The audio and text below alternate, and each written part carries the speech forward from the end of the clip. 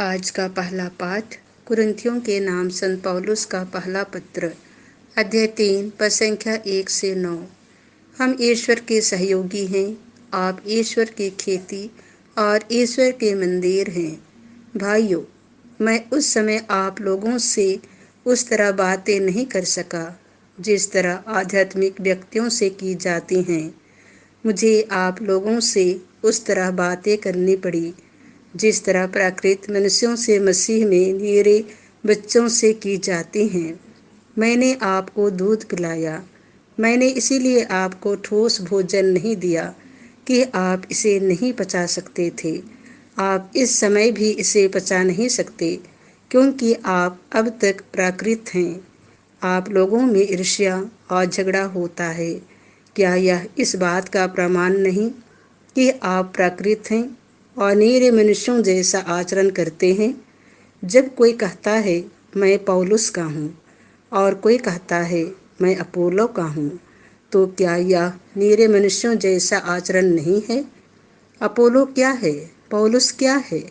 हम तो धर्म सेवक मात्र हैं जिनके माध्यम से आप विश्वासी बने। हम में प्रत्येक ने वही काम किया जिसे प्रभु ने उसको सौंपा है। मैंने पौधा रोपा, अपोलो ने उसे सींचा, किंतु ईश्वर ने उसे बड़ा किया। ना तो रोपने वाले का कोई महत्व है और ना सींचने वाले का, बल्कि वृद्धि करने वाले अर्थात ईश्वर का महत्व है। रोपने वाला और सींचने वाला एक ही काम करते हैं और प्रत्येक अपने अपने परिश्रम के अनुरूप अपनी मजदूरी पाएगा। हम ईश्वर के सहयोगी हैं और आप लोग हैं ईश्वर की खेती, ईश्वर के मंदिर। संत लुकास के अनुसार पवित्र सुसमाचार, अध्याय 4 पद संख्या 38 से 44। मुझे दूसरे नगरों को भी ईश्वर के राज्य का सुसमाचार सुनाना है। यीशु सभागृह से निकलकर सिमोन के घर गए। सिमोन की सास तेज बुखार में पड़ी हुई थी और लोगों ने उसके लिए उनसे प्रार्थना की। यीशु ने उसके पास जाकर बुखार को डांटा और बुखार जाता रहा।